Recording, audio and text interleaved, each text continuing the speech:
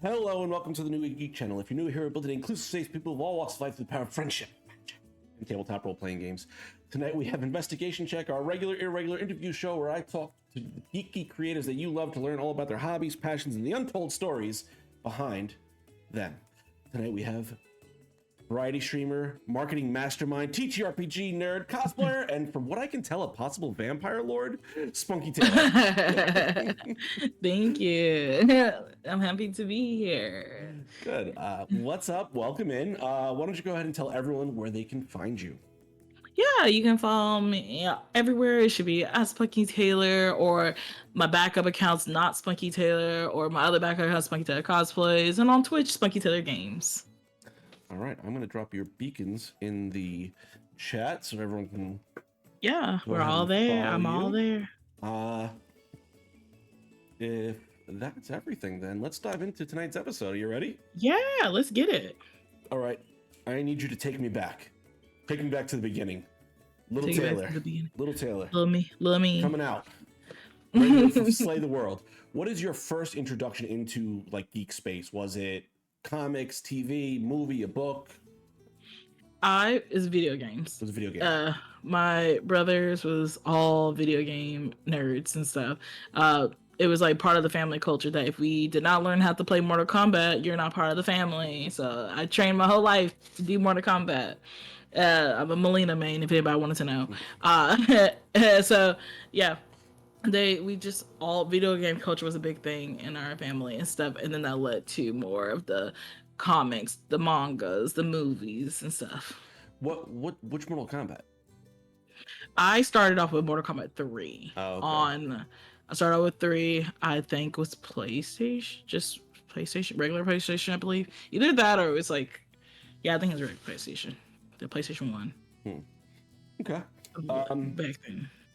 So what was kind of like, what about Mortal Kombat led you to want to dive into some of the other things? Was it the characters, or was it like the story? Because there was a story there.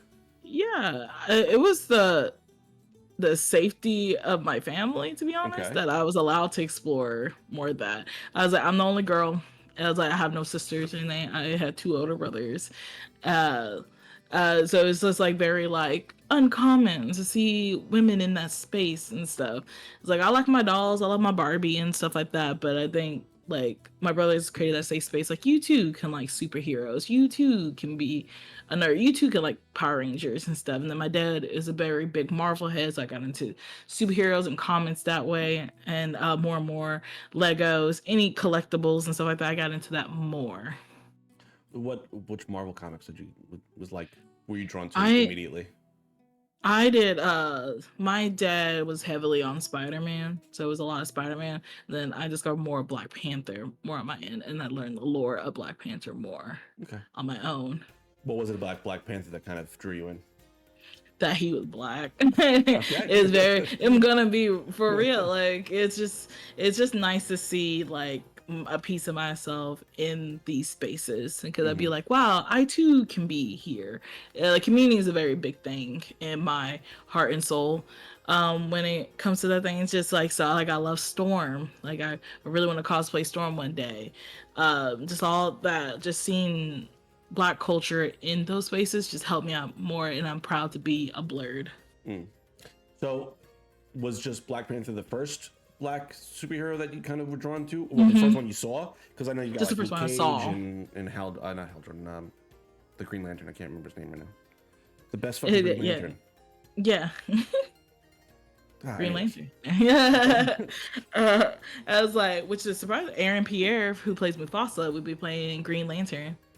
In the new live he will be. So that was just announced recently. So I'm very excited for that. Cause I love Aaron Pierre as Mufasa. That's really good. Okay. But yeah, that's like Black Panther is just who I saw first, and then I just started doing my own research when I was allowed access to the internet. So where did we go from there? Like you're kind of into comics. When do we take the step over into like the TTRPG space? What's kind of like your first introduction into that? So TTRPG spaces, like I did a lot of role playing with like forums and stuff. Tumblr was a thing. You can type in there and stuff like that. And then like I heard of D&D, and then at my high school we had a games club, And in Games Club, I always just saw a group of guys there with the teacher. They play Dungeons and Dragons. I was like, oh, this seems interesting. I have a big imagination and I'm neurodivergent. We got this. And then I was not wanted. It was like, girls don't do D&D. And I was like, who made up that law? And I was like, I feel like if I Google it right now, I think anyone can play D&D. Like, they're trying to gaslight, like, because I was like so petty in that I just like, that's when I was like, I'll just GM my own game. And I GM a one shot. It was Hunger Games theme, shockingly, because I love Hunger Games during that time. So like, and my friend, like one of my friend Orion, they helped me out. They made a map for me. We did it all together, and I did the one shot. And I was like into the TTRPG space. I was like, oh, this is lit. This is great. But then I really didn't have any more spaces after I graduated that had TTRPG, or like I just didn't do the research to find that space and stuff. And so it just kind of fell at the back of my mind. And then once I turned 16, 17, that's when I started my content creation journey as a vlogger. Actually, at first, fun fact, because I don't think I talk about this enough to people. Fun fact, I was supposed to be a book reviewer, content creator. That was supposed to be a thing. Never happened. I never reviewed a book in my life still on the channel. Like my alias name was gonna be called Bookworm. It was a whole big thing. I wrote a whole marketing plan for this thing to happen. That was gonna be my name, Bookworm. And so I started off, I opened up my first channel. It was gonna be a group channel because I was afraid to do content creation alone. Okay. So my channel was called Fandom Freaks. That's why if you go on my URL for YouTube, it says Fandom Freaks, because that was what my channel was called. I was Fandom Freaks for about 2 years. I made content. It's still there. I made content with a lot of my friends in high school. We did the vlogs. We did the challenges. And then I discovered like gaming. I was like, oh, I love video games. And I didn't know I can just record myself playing video games. So like watching Markiplier, PewDiePie, you know, the big dogs and stuff. And then I sat down and studied when I was turning 18, 19, graduated. I was in college. I have a big girl job. I'm making money. And worked at Walmart. Like, fun fact, the mayor of my city got me a job at Walmart. What? There's like random. So he made a job program called the Mayor Summer Works program. So we spent 6 weeks with the mayor till he taught us how to get a job in the community. We built resumes, we did interviews, and you're guaranteed that you'll have a job at the end. You don't know if it's going to be a full-time job or it's going to be a summer job. And I'm a 16-year-old Taylor here. So, and the only job a 16-year-old could do at this time was Walmart. They had a list of 30 jobs, but all the 30 jobs was 18 and up except for Walmart. So that's the only one I could apply to. So I was like, well, I'm guaranteed a job. I'm going to be on Walmart. It might just be a summer thing. We'll see. It's whatever. So like I went there, I didn't hear from Walmart for a while. Let's say, I was like, this is the program is about to end soon, and I have to put in my report in that I got my job and stuff. And then I called a Walmart and they said, we're not hiring anyone. And I was like, oh, okay. So I went back to my leadership program coordinator and told her, I was like, hey, I'm 16 and the only job I can get is Walmart. What do I do? They told me they're not hiring. And then they was like, hold on. So she emailed the mayor to let her know that like I could not get a job at Walmart. Cause I was the only 16-year-old. Everybody else was 18 and up in this program. And the mayor emailed Walmart. Listen here, fucking Walmart. Literally, like I was moving, so I need to find it. But I do have a frame email of the mayor giving me my job at Walmart and saying you gotta hire her. You signed the contract that you have to hire everyone that applies to you. So the mayor got me my job at Walmart. And when I went to my interview, the Walmart caught on fire. But I still worked there. And I said there should have been a sign that I shouldn't have worked there. But I worked there for 8 years. There's a lot of signs you should not have worked in this Walmart. I worked there for 8 years. Because I was so stressed to quit while he was the mayor, because I'm like, he's the mayor and he worked so hard to give me the job. So once his term ended, the pandemic hit, I said, I think I could quit. And then I graduated college and I was like, I think I could be safe to quit. He's gonna know you quit. I was like, I'm not at Walmart anymore. And then after a year later, my Walmart shut down. But I already quit. I already got a better job. and graduated with 2 degrees. Can you say what your I did- degrees are in or no? Yeah, I can say it. Like Okay. I have a associates in the arts, so performing arts and theater and stuff, and then I have my bachelor's in marketing and business association management. So, was there, because you said you kind of always wanted to do content creation, it seems like that's what, at least you started early. Was that intentional in your choices there? Because those seem like two very helpful like degrees for content creation. I was like shocking to anyone. I wanted to be an actor, if anybody didn't know. Like very shocking. But yeah, I studied acting. I should have said this. I studied acting starting in middle school. I did a lot of indie films in my city and stuff. I'm in a lot of war films in Amazon. So I am. If there's a movie called The World's End, I'm in there. I play an army woman in there. I'm in a couple other army films, but I think those are taken down. And I'm in one Hallmark film watching 2 people dance on a Christmas show. The Laura Taylor is crazy. Like am I diving into it tonight? The Laura Taylor is very I love just living exciting lives. I do a very heavy yes and method and stuff, and I'll get in that a little bit farther in my journey because the yes and is like a little bit older Taylor than me, but here is college me Taylor. I just wanted to be an actor, but it's just there's not a lot of opportunities in my state to do that unless I move out, and I wasn't at a position yet that I really wanted to like move out and be doing that thing, or I don't have the support for that at this moment in time. Like there's like a lot of people be like, yeah, we're just gonna get up and go to LA and hopefully to be a big star, and I'm like, I don't have a support out there to do that. I don't have a friend out there. I would have to literally start over and hope for the best and pray. And I didn't have the courage to do that at this moment in time. And then, so content creation just seems like, wow, I'm in my own space. I can just invest in this. I've invested $500 in the beginning. I said, I'm going to dedicate myself into content creation, working, college, and do it all and stuff. So I did do that. The biggest thing that helped me through my content creation journey, officially I've been doing it for 11 years. My anniversary is coming up soon of my content creation journey. It's just networking. Networking was a big thing. I emailed everyone. I was the person in the comment section of videos saying, hey, we should collab. Or I hunted people down. I knew I could not do this alone. Like collaboration is key in content creation space. And then people just took a chance on me, and I appreciate a lot of people. A big person I really want to shout out, they don't make content creation anymore, but his name is The Swollen Gamer. His stuff is still up there and stuff. He was amazing. He was a great mentor in the space. He gave me a safe space. He's a BIPOC creator. His editing skills amazing. I would never be that good at editing, and I have accepted that fate. But I appreciate him creating that safe space and letting me to good opportunities in the future in the space.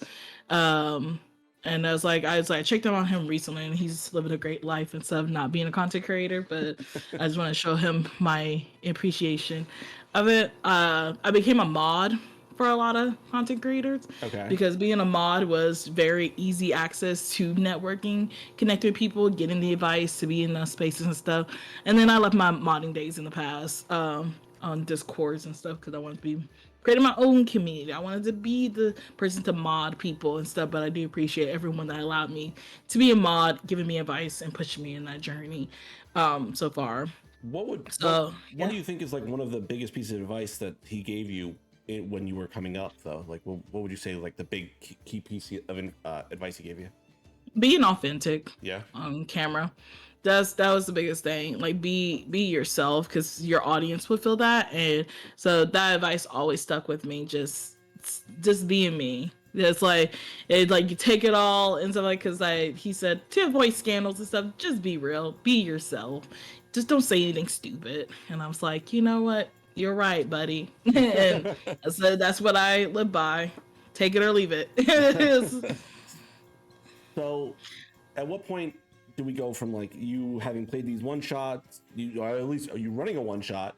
You got into acting, you did those things, and at what point do we come back to the hobby then and start to like really explore the space again? the pandemic. Yeah. That's really was the big thing that happened, was a turning point in my life, was because I did like a mini break because I was at the tail end of graduating. I needed to focus on my degree, and it was one of those moments of like, wow, my life is about to be freed up because I don't have school anymore here soon. And that was like part of my routine life and everything, and I had to really sit down and evaluate myself. Quit my job, graduated during the pandemic.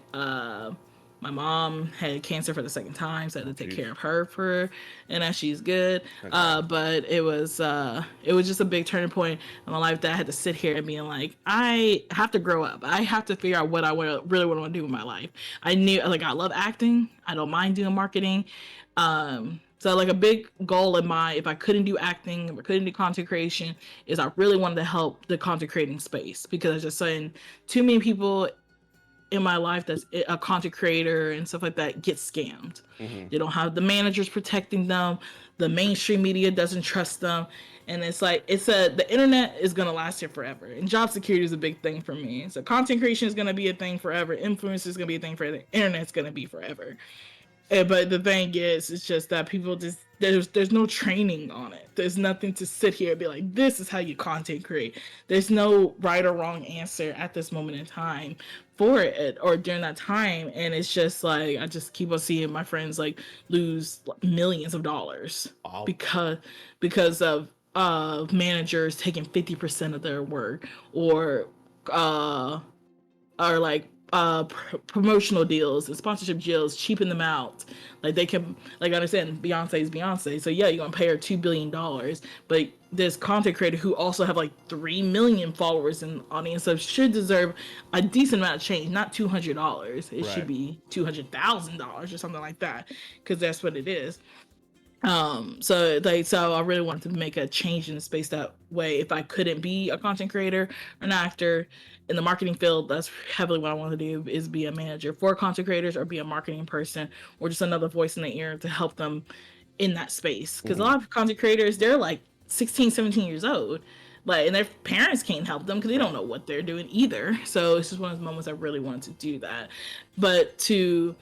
So during that time, I done studying, I graduated and everything, and then I got into TikTok. TikTok was blowing up during that time. And then I love cosplaying, but I just never had places to show off the cosplay. I didn't travel to a lot of conventions at this time. I traveled to PAX. I was a PAX girly. I traveled to PAX East a lot, but the PAX East wasn't like a cosplay convention to me. It is now, but it was back then. It was not, to me. It was not a cosplay convention. So I had all these ideas like cosplay and stuff, and I was like, well, there's cosplayers on this app, because I didn't do Musically. But TikTok, I was like, oh, it's a safe space. I can just dress up as my canon characters. I learned how to do makeup better, body painting. It was like a nice outlet during that time, creating storylines on there. And then people started making Discord servers that you can role play in there. And I was like, okay, cool. I like this. I like this a lot. And then I was like, well, and then it brought me back to high school. I was like, I miss D&D. And I was like, I really want to get back into D&D again.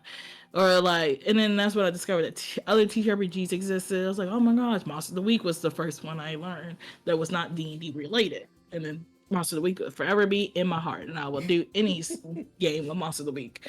But that's when I got into the space again to be like, oh, I should do on D&D. And then so I was talking to a couple of people in the YouTube space that was about to switch over to D&D. I was going to be part of a channel. I won't say the channel's name. They're no longer even around. Okay. But I was going to be part of a channel, and when we was about to record, I got kicked out of the group because I didn't fit the look of white men. Okay. And I was like, and also one of those moments of I should have realized more that was a red flag, that I was the only Black woman in this space. But I was like, you guys, we was like friends and stuff like that, but it's whatever. So that kind of discouraged me a little bit in the space, because I'm like, oh, what do you mean I have to have a look to play D&D? But I just made my own path of it. I started to start playing games, and that's where I met How Do You Love Darling. I met How Do You Love Darling technically on Meta on TikTok, and then Meta was like, oh, I'm gonna do games on there. I was the first person. I was in Meta's first ever game. I started playing games and everything, and then it brought me more love How long has that to been since that space. connection happened? 2 years ago, I want to Okay. say. 2 years ago, like that's when that happened, and I was like, well, I want to do more of these and stuff. But I didn't want to explore yet on other Start Playing Games tables. I wanted to figure out a better way to vet people to know what it is. So I started found more Discord servers that was all black TTRPG players, and that's how I ended up at the game Hiller, that where I met Keon at and everything. Hiller was a year-long campaign. It was a great, fantastic, amazing ending to Magical Black College. It was a nice safe space, and then that's where it opened me to the TRPG world. That there was more channels, more places I can audition for. My name was getting spread around. It was really nice. I was like, okay. And then I just started joining games. I started signing up casting calls. I started doing the thing, and I was like, this is great. So here I am in the space of TTRPG. So it really was you coming back into the tabletop space was like right into APs. There was no disconnect there. No, it was just it was just to start playing games first. Yeah. And then I just zoomed into APs. I'm like, I saw Dimension 20 can do it. Why can't I be part of something? I was like, this is the thing. This is content creation. I can cosplay. I can act. It was a nice mixture of everything I wanted to do in life. So that's how I did it. So I want to talk about this first because you seem like you've had some experience with it. How do you go about approaching different tables, especially in the beginning when you were a little less well known? Because I mean, I feel like you're pretty well known at this point. Like everyone knows or had you on a show. I can't think of a single show you haven't been on besides like Critical Role and Dimension 20. One day. That's right, I know. I'm sure we'll probably get there the way you've been going. How was that original start for you? Like, what was that process like? Like, was it you just messaging them, or was it like you waiting for casting calls and then kind of like building up from there? I personally was waiting for casting calls. I just joined a bunch of Discords, and they was like, we'll put opportunities on here, and so I just was patiently waiting for opportunity. I tried messaging a couple of channels and stuff. It ended up on red in the request box and stuff like that. It's hard out there. Rejection is part of the process, is what I tell myself, and I was used to it because I was an actress. I was still an actress. I applied for gigs, got rejected, and stuff like that. It was part of the routine. If I don't put myself out there, who's gonna know who I am? I made myself a mini demo reel of myself, of the way I talk and play and stuff like that, because I know some casting calls like, we would like to see 3 clips from you, and I didn't have clips yet. I was like, I wasn't in there, so I just started talking in different voices, or I talk about like, this is what I would do in this kind of scenario, and just describe how I would describe if I was in the scene and stuff. So I did all that. And then Hordes of Tales was one that gave me a shot. It was a cute 2-shotter. It was a dragon's birthday party. Okay. So it was cute, and it was the quest system. I never used quest before, and it was a nice system. I learned that, and they took a shot for me, and that's when I learned more of the production side of APs. Like learning, like I knew Session Zeros existed, I knew Lines and Veils existed, so I got into that space a little bit more. And then then my friend group on TikTok, they started to get into Vampire the Masquerade. And I was like, oh, I would love to play Masquerade with you guys. And I was like, I also wanted to learn how to do production. So I produced their VTM series. Little to no training or anything like that. I just use my content creation training. Like I know how to use OBS. I can watch a couple tutorials and stuff like that. And that's what I did.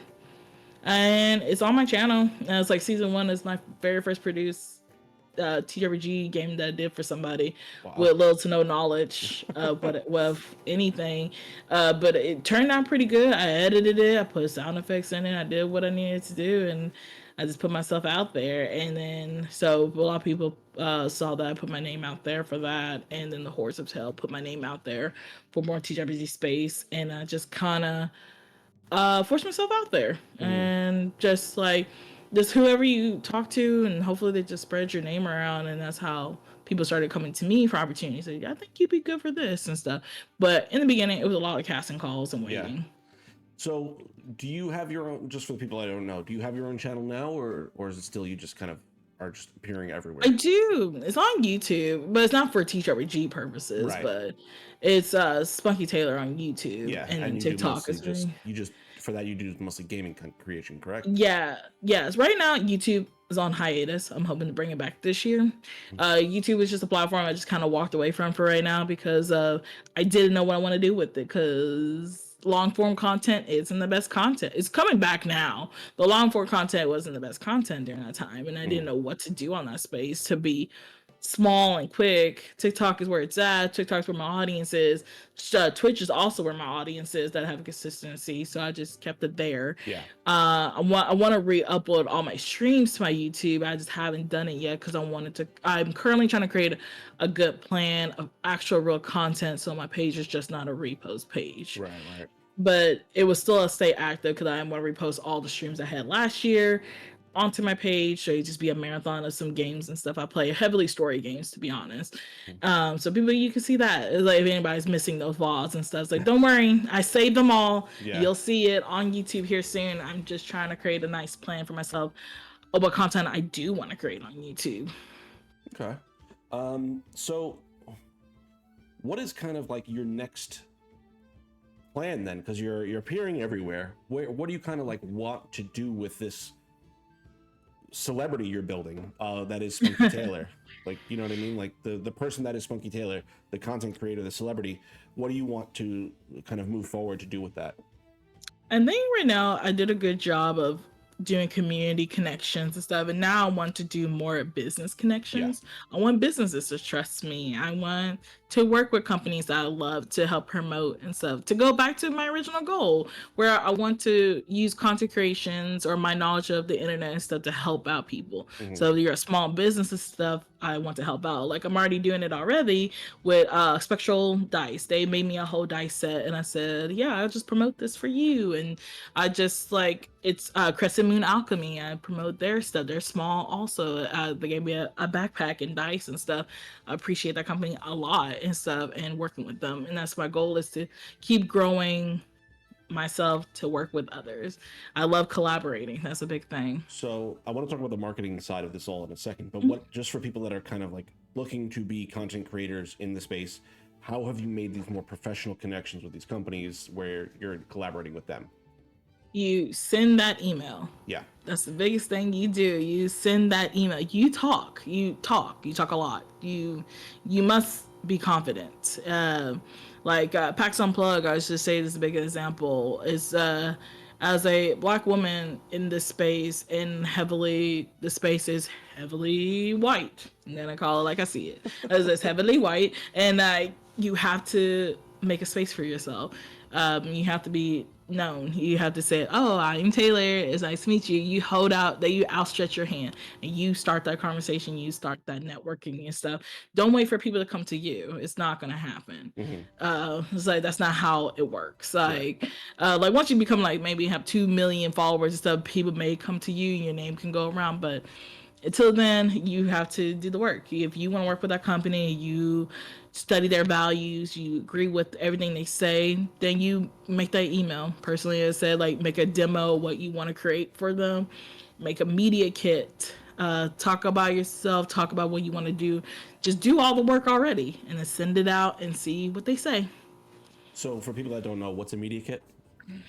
Media kit is it's like a snapshot of yourself. You explain who you are, talk about your demographics and all your social media. What content do you create, and who is everyone you have already previous work with?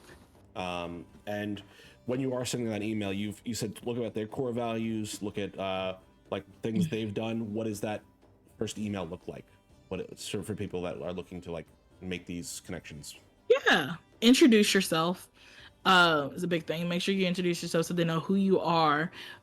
Secondly, connect with them on a product, saying like, "Oh, I really like this dice set you created in 2020. It connected with me very well, and I see that this new product's coming out. Blah blah blah blah blah."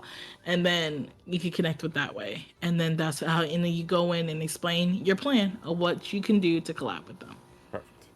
Okay, so I want to talk about this marketing background you have because you've got a degree in it. You're really passionate about it. and you're looking to do it in the future. So what's the best way to ask this? For people that don't understand what a marketing person does in this space, in like the online creator space, what does a marketer do for them as the creator? Yeah. So marketing, it's a lot of data. It's a big data job, researching. You're trying to make a name in this space. You're branding yourself. You're branding a company. My steps to marketing is step one, I have a consultation with the person I'm trying to do with. They tell me their project or they tell me who they are. Like, cool. Then we come up with a 6-month plan. So it's like, what do you want to achieve in 6 months? And then what do you want to achieve in a year? Then I'll take that data, then I create a marketing strategy, presentation, business deck for them. In the business deck, it will have like a preview of a calendar, what I think you should do in each step, what we need to clean up on, what's your strengths, what's your weaknesses, what opportunities you probably have, what's your threats around it. Who's your competitors? Who can you collab with? And then it's a lot of discussions, a lot of dating, and then we can get into the fun stuff of like, let's create your content, let's plan out your content. What guerrilla marketing can we do and stuff like that. A very niche market I'm in. I'm a haunted house marketing person. Okay. I market haunted houses. That's a big thing, a bit weird flex I have. I have done it for 6 haunted houses now across the U.S. Very weird. But crazy stuff that I have done for haunted houses. We had these giant chickens and I hid the chickens all around my city. And if you took a picture with a chicken, you got a haunted house tickets. Guess what? We got on the news. It was talk of the town. Guerrilla marketing works. I love being crazy. I love thinking about stuff. I love creating ARGs. I love making you think. I'm the one that would make the weird random TikTok thing that would have like the passcodes behind you. You get to solve it. Then you end up on a website and stuff. That's me. I like to do that marketing things. I love to think outside the box. I invest into marketing. I eat, breathe, and live through it. Right now, my friends are tired of me talking about K-pop marketing. If I was a K-pop marketing person, because I studied the industry and stuff, I would be like, I could do that better. Or I could be like, this group is gonna fail soon because their marketing person sucks. And like, I just love challenging myself and just learning all the different aspects of all the different types of marketings around the world. That's me. Yeah. So, for content creators, do you do marketing for content creators or no? Yes, I do. So if they don't like to, right? Without obviously giving away your business strategies for free. Like, what does that kind of look like for like the content creators? Do you not work with certain ones if they're not big enough? Like, do you have like, no, I work with all sizes. As long as you can pay me, I could work with any size. But it's one of those moments of we're all adults here. But no, it's just like if you come to me with a plan, I can help you out as much as you can. But the biggest disclaimer when you hire somebody in marketing management and stuff, that it is a trial and error process. That's the big thing. It's trial and error. Some things will work, some things won't work. The algorithm changes every day. They keep on thinking, oh, it's once a month or whatever. No, the algorithm changes every day. It's hard to catch up. It's a crazy wild world. You don't know when the flip of the switch is. You're very lucky to blow up on the internet. The algorithm treats you. It's very luck of the draw out there is how it works. But we can try to manipulate the algorithm. That's what the marketing person comes in for it. But it's like, it's very lucky. It's a lot of experimenting. It's going to be a lot of hard work. And that's when the first question I usually ask the content creator, how many hours a week are you willing to put into your content creation? And then that's how I can figure out the perfect homework. Basically, I asked him, like, do you work in a homework status? Do you need me to do check-ins with you? What do you need from me and my services to help you grow? Yeah, that was going to be my next question. Like, people think, oh, I'm going to hire a marketer. I don't need to do anything. I've hired this person. Now they do that. So what kind of feedback do you expect or work do you expect from someone when you are working with them in a marketing capacity? Yeah, just be ready to do a lot of homework. Like I'm probably gonna ask you, like, do you have a resume? Probably gotta sit down and make you a resume. Well, like, I can definitely make you a resume, but you gotta sit down and do the work and give me all your data. Yeah. and stuff. Like the only thing like for me as a marketing person, I do the research for you, and we sit down, and it's just a lot of conversations, a lot of hand holding, a lot of conversations, hopes, thoughts, prayers, positive vibes, and stuff like that, to get your stuff out there. The thing is I just need the commitment. We both have to commit to each other to do this, because I understand some people get overwhelmed and like they're like, I want to do content creation for fun, but like sometimes you that's also another thing I asked them, say, is content creation is a job in the future for you, or is it a hobby? If it's a hobby, don't hire a marketing person. Right. Don't do it, because I'm gonna make it feel like a job, because if you are ready to invest, you're investing money in me. That means you're investing money into your job in the space and stuff. Right. That's a job. You're gonna have to work a job. You're gonna have to clock in and out. You're gonna have to create time for this. But if you don't want to make the time for it and you want to keep it as a hobby, don't hire me. Okay. So,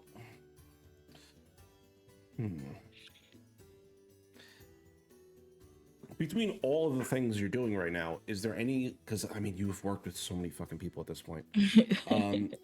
Has there been someone that you've like really enjoyed to work with, and is there someone like in the future you'd like to work with? Yeah. It could be anything. It could be like on-screen personality, marketing, anything. Yeah. I was like, marketing wise, I very much enjoy working with Crescent Moon Alchemy. They've been letting me get freedom control on a lot of the posts I made, like the latest like photo shoot I did with the galaxy makeup and stuff. They didn't know what I was doing. They was like, here's some cool dice, promote it. And I said, bet. I made a whole photo shoot and a video with it and stuff. So, and like, I appreciate it and love them dearly, and they're amazing company to work with. Online personalities, any Black creator I run into, I love with them all. It's just nice. I would love to work for conventions more. I would love to be a guest more. I would love to be. I'm still have not been on a panel yet. Shocker, crazy. I would love to be at a panel. That's like one of the goals I would like to this year. But yeah, those are like my plans. Those are everybody I love. Okay. So I'm sure like doing all these things comes with a lot of stresses. Have you found yourself, how do you kind of balance that? Because what do you do to manage the stress with all these different avenues and stuff you're in? Yeah, burnout is real. Like, I learned that the hard way, because I was in the go. Again, been in this content creation for 11 years now. The pandemic was a rough time. Like, 2020, I think I forced myself to take a break, to reevaluate myself, to be like, hey, let's just not content create for like a year. I didn't post anything on TikTok. I just sit and observe. I observed social media for a whole year. I created some friends in the space and stuff, but I just sat there to be like, to see if I can predict where the internet's gonna head to and stuff. And after that moment, 2021, New Year's Day, I posted my first TikTok, and I hit the ground running. And I went from 50 followers to 17K in a year. Wow, that's impressive. Like, I study the algorithm right now. Right now it's kind of a standstill on TikTok because of there's just a lot of blockage and stuff like that. I know what I need to do next. It's just I gotta make time to do it and stuff. So it was another one of those times of like reevaluating myself, like, what do I want to post, where I want to do, where do I want to focus on? Because I know a lot of people get overwhelmed about like, what social media should I be on, what should I do? And in reality, I tell everyone, be on all of them. Right. If you want to make this a job, if this is your reality, you be on every single platform. You can repost. That's the thing. That's the biggest thing. You can pick out your main two, and the rest of them is your repost places. Yeah. Also, invest into a scheduling app. Invest in Buffer. I love Buffer because Buffer connects to everything.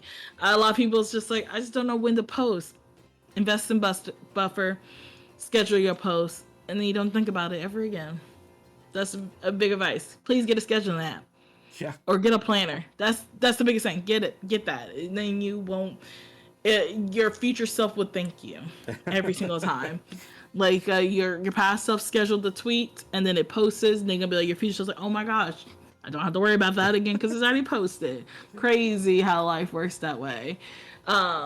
But yeah, I experienced burnout a few times and stuff, and then I officially, once my hiatus for a year off of content creation ended, and I readjusted my life and everything, I made sure the schedule breaks in. Mm-hmm. If I know heavy months in my life is gonna happen, like I'm gonna heavily travel this month, I'm gonna do this, I always take 2 weeks off before and 2 weeks off after. Oh, wow. In the months. And that time I can focus a week on myself for self-care, and then 1 week producing content for a month. Nice. Okay. And so it never looks like I'm gone. Yeah. But I'm taking breaks. And a lot of people say it all the time. It's like, wow, Taylor, you look so busy because you're posting all the time. I'm just like, am I? Or is that an illusion? Time is a strange soup. Yeah. So let me ask you this then.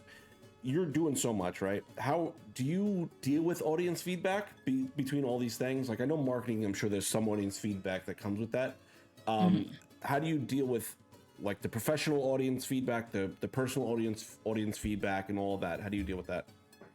I care about people's opinions way too much than I should be. But like, if somebody, I would love for my audience to call me out. If I didn't create good content that they don't want, then I won't make that content. I don't want to waste time. If my community doesn't like it, then I won't do it. Mm-hmm.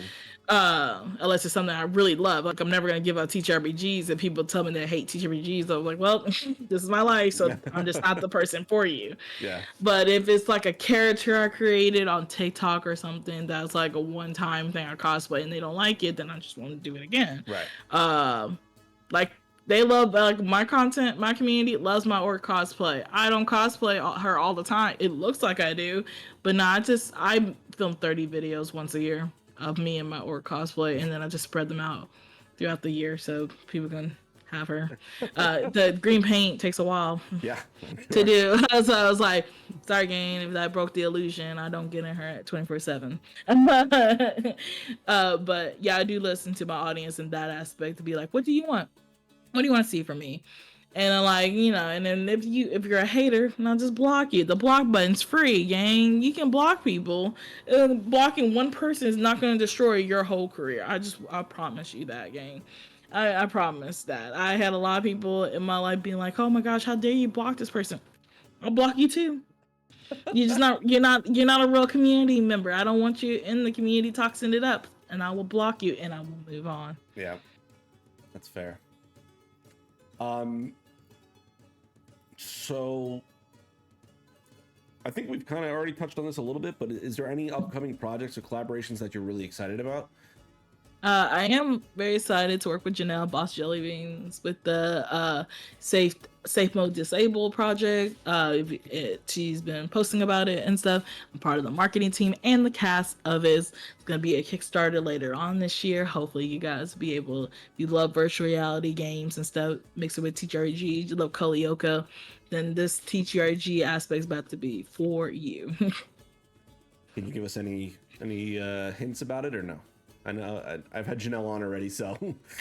Like, did Janelle already sell it? Like, I don't know what Janelle said. I'm not saying anything. What are you allowed to say? I don't know. I wish I knew what I was allowed to say. I didn't sign the NDA. I could say everything and spoil it all.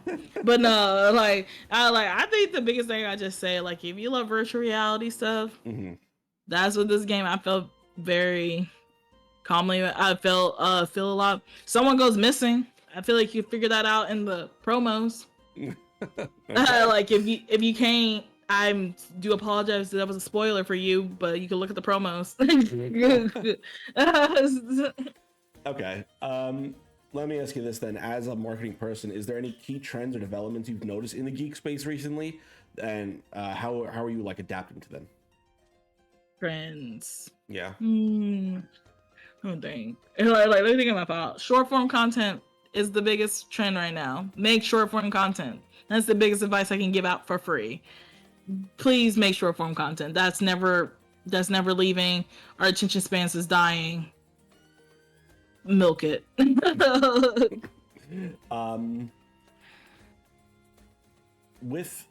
me ask you this, and you don't have to answer if you feel like this is too much of a professional question.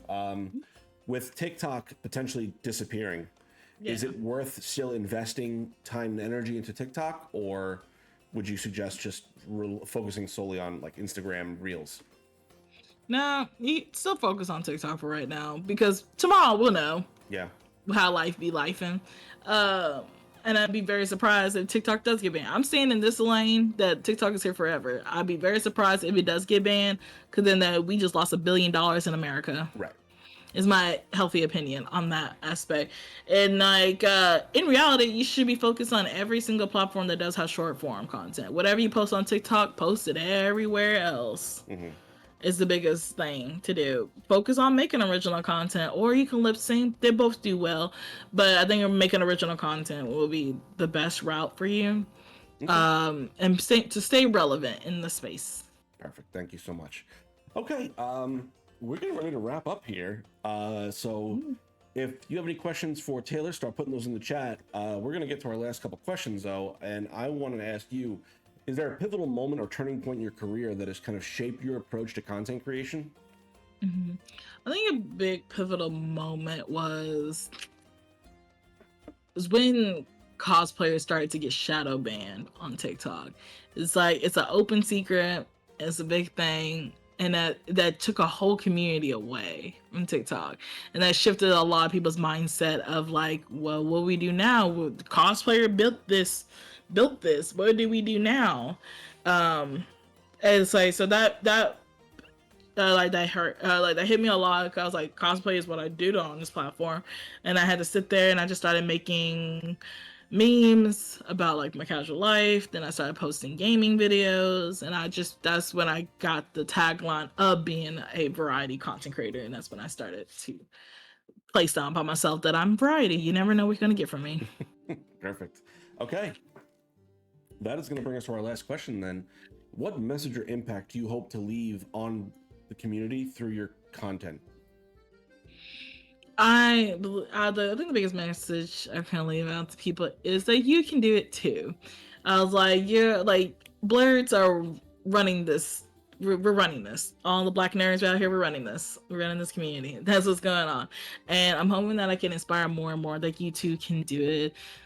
Do not get discouraged. I know it's very scary to network with people and talking and making the first move, but it will change your life forever. So make sure you send that email, you shake that hand, you have that elevator pitch ready, you have your business card ready, because you're gonna change lives, and that's what happened to me, and it will happen to you. Awesome. Amazing. Thank you so much for that. This has been an amazing interview. I hope you had a good time.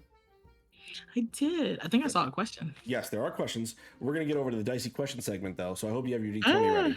But that is that is the end of our interview proper, so we always moving on.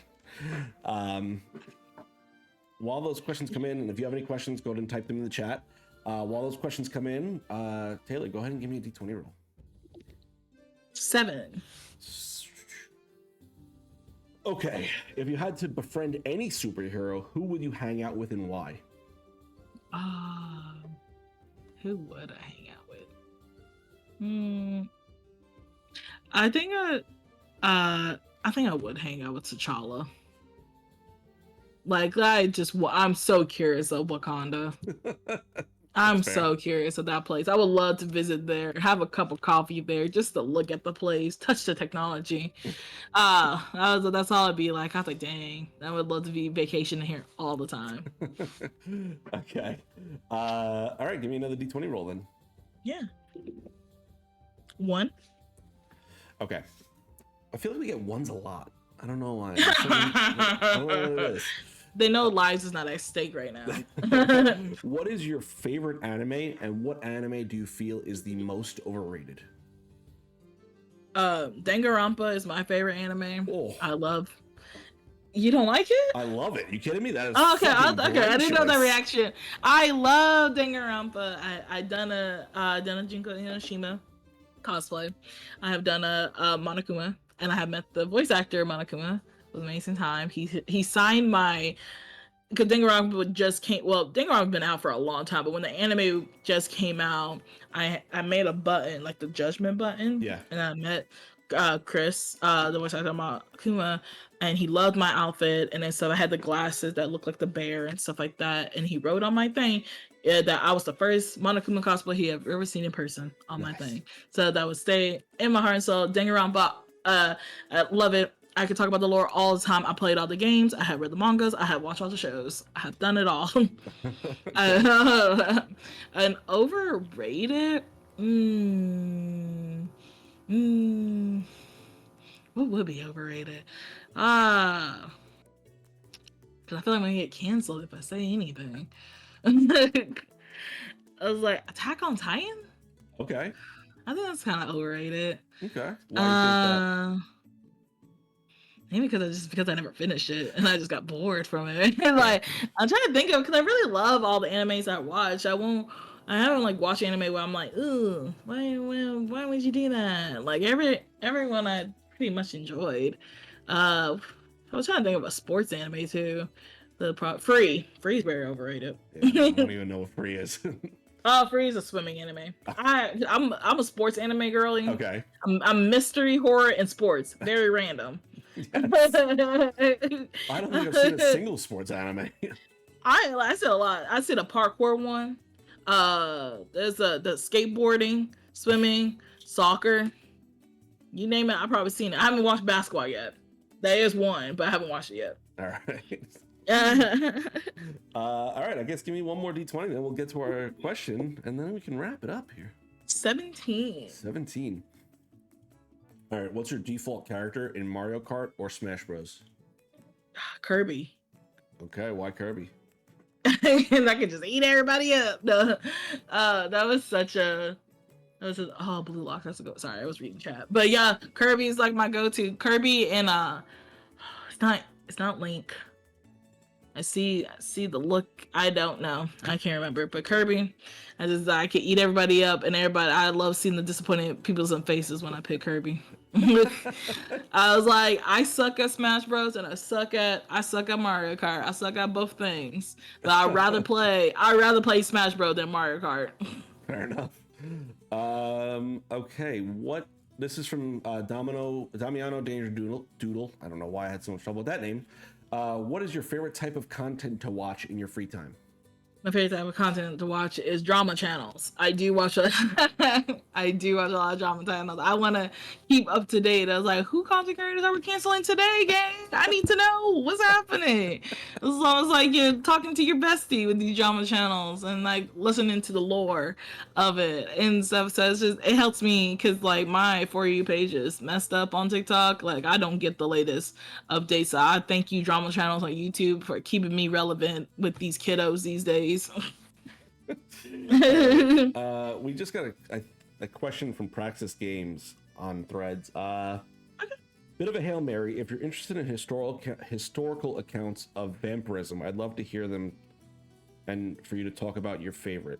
So I guess this is going back to your vampire lord status. Oh yeah, like I want to know where this lore came from that everybody thinks I'm a vampire, because you're not the first one. A lot of people think I'm a vampire currently, and I want to know where that happened. I don't know. It's just because I was on Aaron's channel for a moment and I played a really good vampire. It's like now people think I am. My friend said I sleep like a vampire when we share a bed, and I'm like. It's just really comfortable, I swear. It's comfortable. I'm just hugging myself, gang. I like the smell of garlic, guys. So like, geez, the sunlight. Why we need to go outside in the day? But what's the question? What about know about vampirism? Yes. Are you interested in historical accounts of vampirism? And do you have a favorite? I'm always down for vampire lore. If anyone wants to tell me about it, because I did do a report on vampirism in middle school. I was such a nerd, because she was like, you can type about whatever you want, and you know me, I was into Twilight, and that's always the gateway to vampires. I was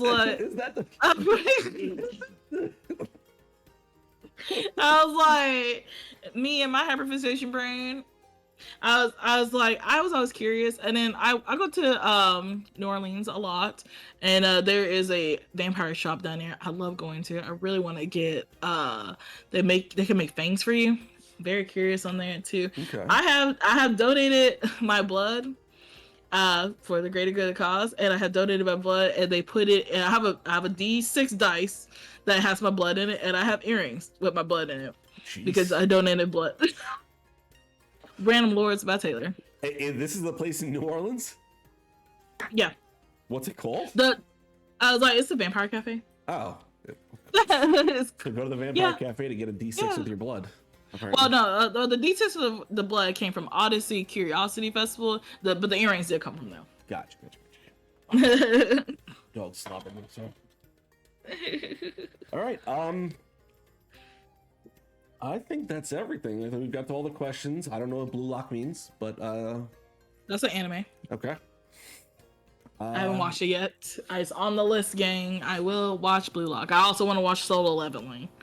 Solo Leveling's good. I watched that. It was good. I was like, I have to listen to it now. Stray Kids is in the theme song. All right. I'm a very simple person to convince to watch anything. That is going to bring us to the end of this investigation check. Thank you so much, Taylor, for joining me tonight. This has been a lot of fun. I hope you had a good time.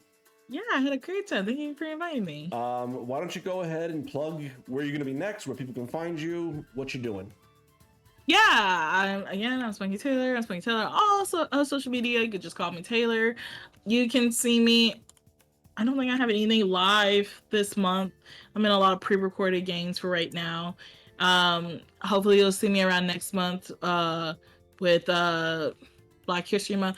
I'm a liar. I have a stream on the 27th of January where I'm helping make my first ever solo TRPG game.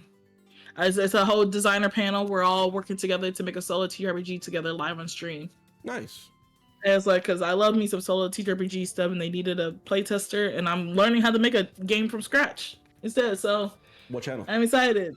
It would be on some OKSGM's channel, but I don't know what's channel's name. Oh, SAGAS Sagas. Keep following on Taylor's social media to get all the updates. Yes, please. And also, we are in. I think our premiere is this month, is it not? I believe so. I think I don't know. I haven't seen the promos for it, so I don't say think anything. I think it's the 25th, but I could be wrong. We hope. Yeah, where we got to play together in Guardians of the New Dawn. That was a lot of fun. I had a lot of fun playing with you. I had a great time. Okay. I think that's it. I've got nothing else. If you've got nothing else. Nah, I think that's it. All yeah. right. Just We're gonna call follow it me on tonight. social media. Love you, geeks. Good night. Bye, geeks.